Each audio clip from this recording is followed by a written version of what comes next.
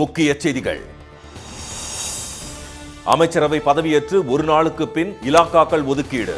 ராஜ்நாத் சிங், அமித் ஷா, நிர்மலா சீதாராமனுக்கு மீண்டும் அதே துறைகள். முக்கியத்துவம் இல்லாத துறைகளை கூட்டணி கட்சிகளுக்கு ஒதுக்கியது பாஜக. கேபினெட் பதவி கேட்டு ஏக்நாத் ஷிண்டே, அஜித் பவார் போர்க்கொடி. தோற்றவர்கள் அமைச்சர்களான நிலையில் வெற்றி பெற்றவர்கள் புறக்கணிப்பு. மக்களவை தலைவர் பதவியை கைப்பற்ற சந்திரபாபு நாயுடு, நிதிஷ்குமார் தீவிரம். நாடாளுமன்ற திமுக குழு தலைவராக கனிமொழி நியமனம். மக்களவை குழு தலைவராக பாலு, துணைத் தலைவராக தயாநிதி தேர்வு. நீதிபதி சுவாமிநாதன் அரசுக்கு எதிராக பாரபட்சமாக தீர்ப்பு. சவுக்கு சங்கர் வழக்கு விசாரணையில் நீதிபதி ஜெயச்சந்திரன் குற்றச்சாட்டு.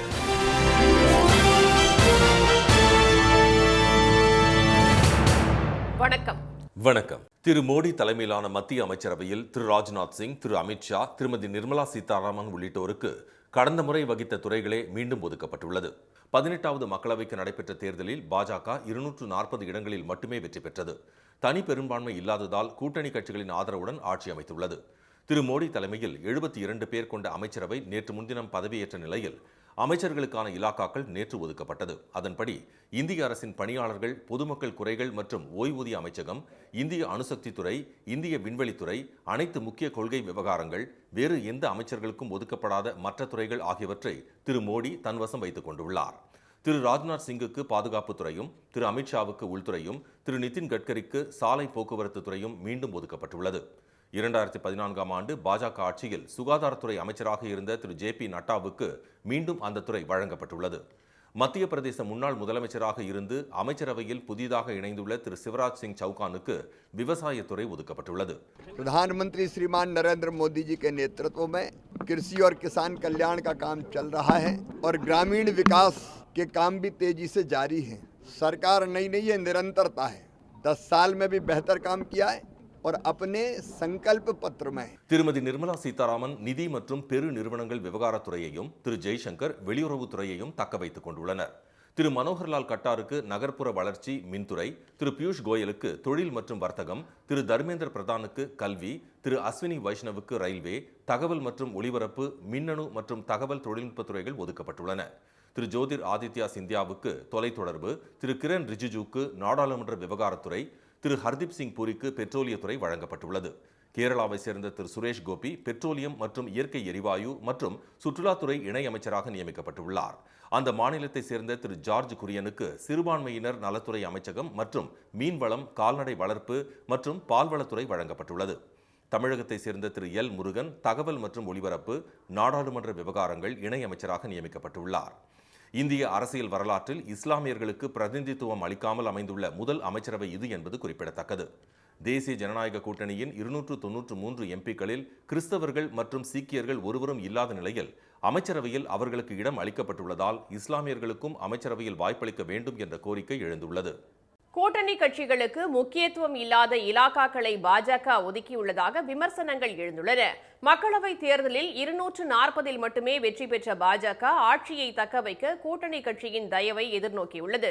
கூட்டணியைச் சேர்ந்த தெலுங்கு தேசம், ஐக்கிய ஜனதாதளம், மதச்சார்பற்ற ஜனதாதளம் உள்ளிட்ட கட்சிகள் அமைச்சரவையில் முக்கிய இலாக்காக்களை கேட்டு நெருக்கடி அளித்தனர். ஆனால் நேற்று வெளியிடப்பட்ட பட்டியலில் கூட்டணி கட்சிகளுக்கு முக்கியத்துவம் இல்லாத இலாக்காக்கள் ஒதுக்கப்பட்டுள்ளதாக விமர்சனங்கள் எழுந்துள்ளன. கேபினெட் அமைச்சரான கர்நாடக முன்னாள் முதலமைச்சரும் மதச்சார்பற்ற ஜனதாதளம் கட்சியின் தலைவருமான திரு குமாரசாமிக்கு கனரக தொழில்துறை ஒதுக்கப்பட்டுள்ளது. ஹிந்துஸ்தானி அவாம் மோர்ச்சா கட்சியின் திரு ஜித்தன் ராம் மாஞ்சிக்கு குறு, சிறு மற்றும் நடுத்தர தொழில்துறையும், ஐக்கிய ஜனதாதளம் கட்சியின் திரு ராஜீவ் ரஞ்சனுக்கு பஞ்சாயத் ராஜ் மற்றும் மீன்வளம், கால்நடை மற்றும் பால்வளத்துறையும் வழங்கப்பட்டுள்ளது.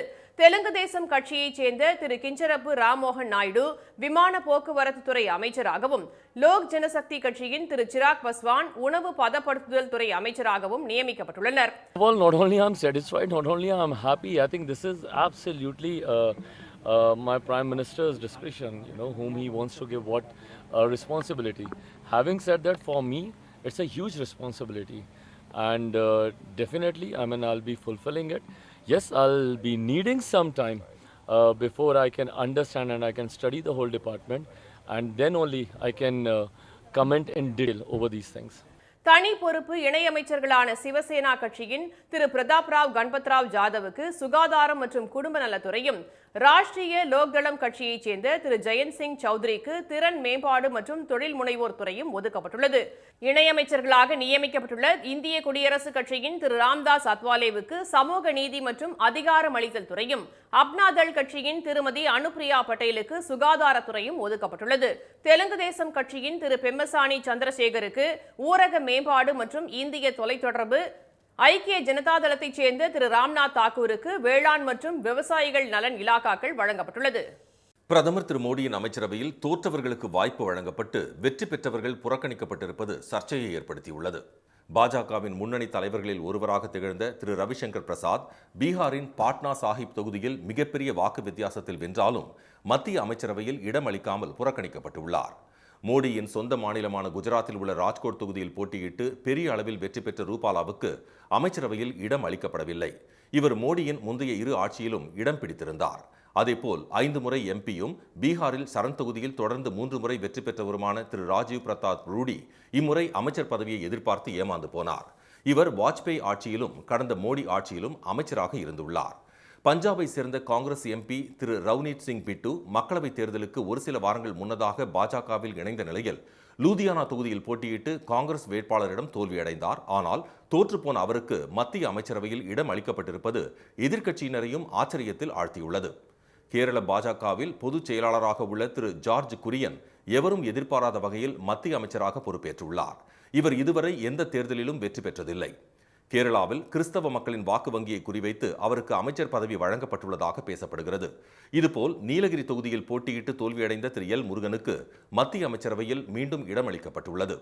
ஹிமாச்சல் பிரதேசத்தை சேர்ந்த முன்னாள் அமைச்சர் திரு அனுராக் தாக்கூர் கடும் சவால்களுக்கு இடையே ஹமீர்பூர் தொகுதியில் வென்ற நிலையில் அவருக்கு அமைச்சரவையில் இடம் தராமல் அதே மாநிலத்தை சேர்ந்த பாஜக தலைவர் திரு ஜே பி நட்டா கேபினெட் அமைச்சராக சேர்க்கப்பட்டுள்ளார். மகாராஷ்டிராவின் முன்னாள் முதலமைச்சர் திரு நாராயண் ராணே ரத்னகிரி தொகுதியில் வென்றும் மத்திய அமைச்சரவையில் ஏனோ இடம் கிடைக்கவில்லை. இதனிடையே 7 தொகுதிகளில் வென்ற தங்களுக்கு ஒரே ஒரு இணையமைச்சர் பதவியை ஒதுக்கிவிட்டு 2 இடங்களில் மட்டும் வெற்றி பெற்ற மதசார்பற்ற ஜனதாதளத்தின் திரு குமாரசாமிக்கு கேபினெட் பதவி வழங்கப்பட்டிருப்பதற்கு ஏக்நாத் ஷிண்டே தரப்பு சிவசேனா கடும் அதிருப்தியை தெரிவித்துள்ளது. இதேபோல் ஒரு இடத்தில் வெற்றி பெற்ற திரு அஜித் பவார் தரப்பு தேசியவாத காங்கிரசும் அதிருப்தியை வெளிப்படுத்தியுள்ளது. தேர்தலில் போட்டியிடும் அளவிற்கு வசதியில்லை என்று கூறி பாஜக மேலிட உத்தரவை புறக்கணித்த திருமதி நிர்மலா சீதாராமனுக்கு 3வது முறையாக அமைச்சர் பதவி வழங்கப்பட்டுள்ள நிலையில் தேர்தலை எதிர்கொண்ட திருமதி தமிழிசை சவுந்தரராஜன் புறக்கணிக்கப்பட்டிருப்பது பிற்படுத்தப்பட்ட சமூகத்தினரிடையே அதிருப்தியை ஏற்படுத்தியுள்ளது. இதற்கிடையே கட்சி உடைப்பு நடவடிக்கைகளில் இருந்து தப்பிக்க மக்களவைத் தலைவர் பதவியை கேட்டு திரு சந்திரபாபு நாயுடுவின் தெலுங்கு தேசம் கட்சியும் திரு நிதிஷ்குமாரின் ஐக்கிய ஜனதா தளமும் அடம்பிடித்து வருவதாக தகவல்கள் வெளியாகியுள்ளன. இந்த பிரச்சனையை சமாளிக்க NT ராமாராவின் மகளும் ஆந்திராவை சேர்ந்தவருமான திருமதி புரந்தேஸ்வரிக்கு மக்களவைத் தலைவர் பதவி வழங்க பாஜக திட்டமிட்டுள்ளதாக தகவல்கள் தெரிவிக்கின்றன. திமுக நாடாளுமன்ற குழு தலைவராக திருமதி கனிமொழியை நியமித்து முதலமைச்சர் திரு மு.க. ஸ்டாலின் உத்தரவிட்டுள்ளார். 18வது மக்களவைத் தேர்தல் கடந்த ஏப்ரல் 19 முதல் ஜூன் 1ஆம் தேதி வரை 7 கட்டங்களாக நடத்தப்பட்டது. ஜூன் 4ஆம் தேதி வாக்கு எண்ணிக்கை நடைபெற்று முடிவுகள் அறிவிக்கப்பட்டன. அதில் தமிழகம் மற்றும் புதுச்சேரியில் உள்ள 40 தொகுதிகளையும் திமுக தலைமையிலான இந்தியா கூட்டணி கைப்பற்றி சாதனை படைத்துள்ளது.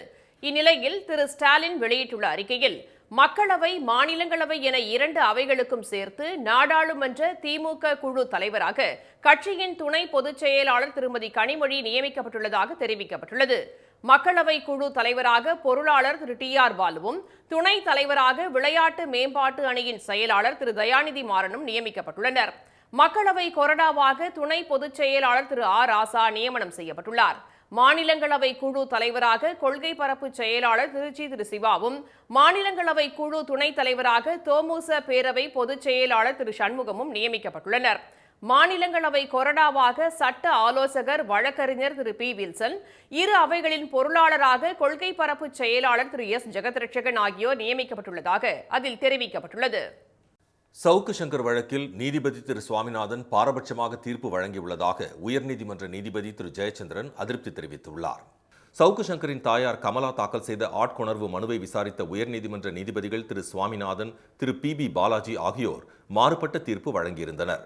சவுக்கு சங்கர் மீதான குண்டர் சட்டத்தை நீதிபதி திரு சுவாமிநாதன் ரத்து செய்த நிலையில் பதில் மனு தாக்கல் செய்யுமாறு அரசுக்கு நோட்டீஸ் அனுப்ப நீதிபதி திரு பாலாஜி உத்தரவிட்டிருந்தார். இதையடுத்து வழக்கு 3வது நீதிபதிக்கு மாற்றப்பட்டது.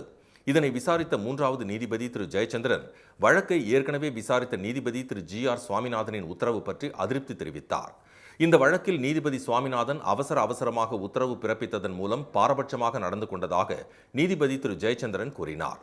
நியாயமான விசாரணையின்றி தீர்ப்பளிக்க கூடாது என்பது சட்டக்கல்லூரியில் பாலப்பாடம் என தீர்ப்பில் அவர் குறிப்பிட்டுள்ளார். காவல்துறைக்கு போதுமான வாய்ப்பு வழங்காமல் நீதிபதி சுவாமிநாதன் உத்தரவு பிறப்பித்திருப்பதாகவும் அமர்வின் சக நீதிபதியை கூட கலந்து ஆலோசிக்காமல் ஆணை பிறப்பித்துள்ளதாகவும் அவர் சுட்டிக்காட்டியுள்ளார். இந்த உத்தரவை பிறப்பிக்க நீதிபதி திரு சுவாமிநாதன் ஆர்வம் காட்டியதன் மூலம் காவல்துறைக்கு எதிராக அவர் நடந்து கொண்டுள்ளதாகவும் நீதிபதி திரு ஜெயச்சந்திரன் குற்றம் சாட்டியுள்ளார். வழக்கு தொடர்பாக நோட்டீஸ் அனுப்பிவிட்டு அன்றைய தினமே வழக்கை விசாரணைக்கு இழுத்தது ஏன் என அவர் வினவியுள்ளார். வழக்கு தொடர்பாக தன்னை 2 பேர் அணுகியதாக குறிப்பிட்டிருந்த திரு சுவாமிநாதன் அது பற்றி தலைமை நீதிபதியிடமோ பதிவாளரிடமோ புகார் கூறியிருக்கலாம் அல்லது வழக்கில் இருந்தே விலகி இருக்கலாம் என்றும் நீதிபதி திரு ஜெயச்சந்திரன் கருத்து தெரிவித்துள்ளார்.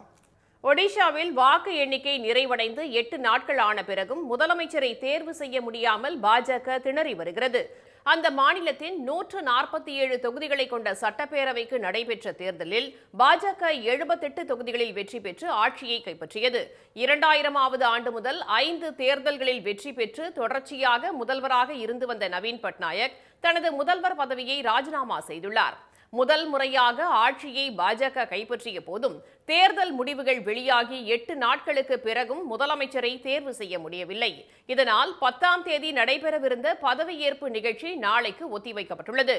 ஒடிஷா மாநில பாஜகவின் முக்கிய பிரமுகர்களில் 7 தலைவர்கள் முதல்வர் வேட்பாளர் ரேஸில் உள்ளனர். பாஜக செய்தி தொடர்பாளர் திரு சம்பித் பத்ரா, பாஜகவின் தேசிய துணைத் தலைவர் திரு பைஜெயந்த் பாண்டா, பாஜக தலைவர் திரு தர்மேந்திர பிரதான், ஒடிஷா மாநில பாஜக தலைவர் திரு மன்மோகன் சமல், MLA திரு சுரேஷ் புஜாரி, திரு KV சிங், திரு மோகன் மஜ்ஹி ஆகியோருக்கிடையே கடும் போட்டி நிலவுகிறது.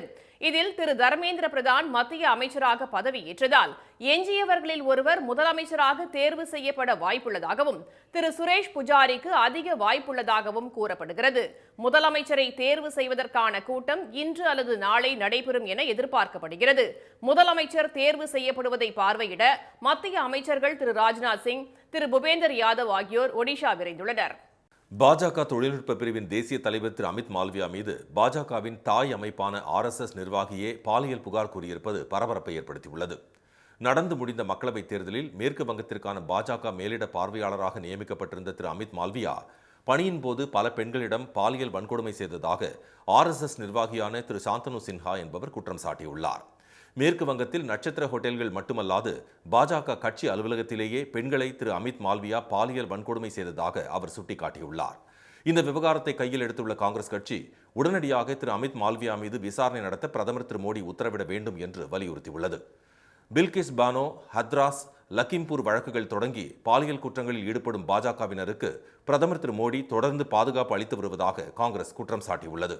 இப்பிரச்சனையில் பெண்களுக்கு நீதி கிடைக்க வேண்டும் என காங்கிரஸ் செய்தி தொடர்பாளர் திருமதி சுப்ரியா ஸ்ரீநேட் கூறினார். ஆனால் தம் மீதான பாலியல் குற்றச்சாட்டை மறுத்துள்ள திரு அமித் மால்வியா புகார் கூறிய திரு சாந்தனு சின்ஹா மீது 10 கோடி ரூபாய் நஷ்ட ஈடு கேட்டு வழக்கு தொடரப்போவதாக கூறியுள்ளார். தம் மீது அவதூறு பரப்பிய அவர் பகிரங்க மன்னிப்பு கேட்க வேண்டும் என்றும் திரு அமித் மால்வியா வலியுறுத்தியுள்ளார். தமிழகம் முழுவதும் புதிதாக 2 லட்சம் ரேஷன் கார்டு வழங்கும் பணி மீண்டும் தொடங்கியுள்ளது. தமிழ்நாட்டில் உள்ள ரேஷன் கடைகளில் அரிசி உள்ளிட்ட உணவுப் பொருட்கள் மட்டுமின்றி பொங்கல் பரிசு, அரசு உதவித்தொகை, பேரிடர் நிவாரண நிதி உள்ளிட்ட பல்வேறு சேவைகளுக்கும் குடும்ப அட்டை முக்கிய ஆவணமாக உள்ளது. கடந்த ஓராண்டில் மட்டும் புதிய ரேஷன் அட்டை கேட்டு 2 லட்சத்திற்கும் மேற்பட்டோர் விண்ணப்பித்திருந்தனர். எனினும் நாடாளுமன்ற தேர்தல் நடத்தை விதிகள் காரணமாக கடந்த 2 மாதங்களாக புதிய குடும்ப அட்டை பெற முடியாமலும் திருத்தம் செய்ய முடியாமலும் பொதுமக்கள் தவித்து வந்தனர். இந்நிலையில் தேர்தல் நடத்தை விதிகள் முடிவுக்கு வந்த நிலையில் 2 லட்சம் புதிய ரேஷன் கார்டு வழங்கும் பணி மீண்டும் தொடங்கியுள்ளதாக தமிழக உணவுப் பொருள் வழங்கல் துறை அதிகாரிகள் தெரிவித்துள்ளனர். நீட் தேர்வு முறைகேட்டுக்கு எதிராக நாடு முழுவதும் போராட்டம் வெடித்துள்ள நிலையில் தேர்வை ரத்து செய்ய கோரிய வழக்கு உச்சநீதிமன்றத்தில் இன்று விசாரணைக்கு வருகிறது. நீட் தேர்வில் 67 பேர் 720 மதிப்பெண்கள் பெற்றது மற்றும் ஹரியானாவில் ஒரே மையத்தில் படித்த மாணவர்கள் 6 பேர் முழு மதிப்பெண் பெற்றது. வரிசையாக இருந்த மாணவர்கள் முதல் மதிப்பெண் பெற்றது. 2ஆம் இடம் பிடித்த மாணவர்கள் 715 மதிப்பெண்கள் எடுக்க வேண்டிய நிலையில் 718, 717 மதிப்பெண்கள் எடுத்தது உள்ளிட்டவை சர்ச்சையை ஏற்படுத்தியுள்ளது. 1500 மாணவர்களுக்கு கருணை மதிப்பெண்கள் வழங்கியிருப்பதும் சர்ச்சையை கிளப்பி வருகிறது. நீட் தேர்வு முடிவுகளில் அரங்கேற்றப்பட்டுள்ள பல்வேறு முறைகேடுகளால் நாடு முழுவதும் அந்த தேர்வு முறைக்கு பலத்த எதிர்ப்பு கிளம்பியுள்ளது. நீட் தேர்வுக்கு இதுவரை எந்த வெளிப்படையான எதிர்ப்பையும் காட்டாத RSS அமைப்பினர் தற்போது போராட்டத்தில் இறங்கியுள்ளனர். குஜராத் மாநிலம் சூரத்தில் பாஜகவின் மாணவர் அமைப்பான ABVP அமைப்பினர் கண்டன ஆர்ப்பாட்டத்தில் ஈடுபட்டனர். நீட் தேர்வு முடிவுகளை தேர்தல் வாக்கு எண்ணிக்கை நாளில் திடீரென வெளியிட்டது குறித்து அவர்கள் சந்தேகத்தை கிளப்பியுள்ளனர். முறைகேடுகளை யாரும் கண்டுகொள்ளாமல் இருக்கவே வாக்கு எண்ணிக்கை நாளில் நீட் தேர்வு முடிவுகள் வெளியிடப்பட்டதாக அவர்கள் குற்றம் சாட்டியுள்ளனர். இந்த முறைகேடு குறித்து CBI விசாரணைக்கு உத்தரவிடும் வரை நாடு தழுவிய அளவில் போராட்டம் தொடரும் என்றும் ABVP கூறியுள்ளது.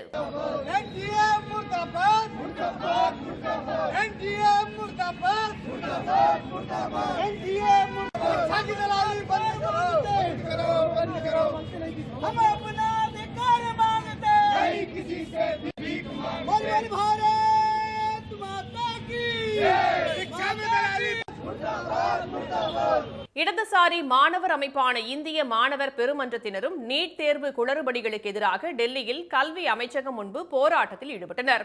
நீட் தேர்வை நடத்திய தேசிய தேர்வு முகமையின் வெளிப்படைத்தன்மை குறித்து அவர்கள் சந்தேகம் எழுப்பியுள்ளனர். தேசிய தேர்வு முகமையை தடை செய்வதோடு முந்தைய முறைகேடுகள் குறித்தும் விசாரிக்க வேண்டும் என்று அவர்கள் கோரிக்கை விடுத்துள்ளனர்.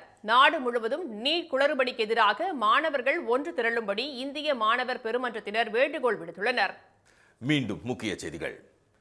மோடி தலைமையிலான மத்திய அமைச்சரவையில் ராஜ்நாத் சிங், அமித் ஷா, நிர்மலா சீதாராமன் உள்ளிட்டோருக்கு மீண்டும் அதே துறைகளே ஒதுக்கப்பட்டுள்ளன. பாஜக அமைச்சரவையில் தோற்றவர்களுக்கு வாய்ப்பு வழங்கப்பட்டு வெற்றி பெற்றவர்கள் புறக்கணிக்கப்பட்டிருப்பது சர்ச்சையை ஏற்படுத்தியுள்ளது. சவுக்கு சங்கர் வழக்கில் நீதிபதி சுவாமிநாதன் அரசுக்கு எதிராக பாரபட்சமாக தீர்ப்பு வழங்கியுள்ளதாக உயர்நீதிமன்ற நீதிபதி ஜெயச்சந்திரன் அதிருப்தி தெரிவித்துள்ளார். இத்துடன் இந்த செய்திகள் நிறைவடைகின்றன. மீண்டும் சன் டிவியில் செய்திகள் மாலை 6 மணிக்கு. செய்திகளை உடனுக்குடன் தெரிந்து கொள்ள சன் நியூஸ் தொலைக்காட்சியை பாருங்கள். வணக்கம்.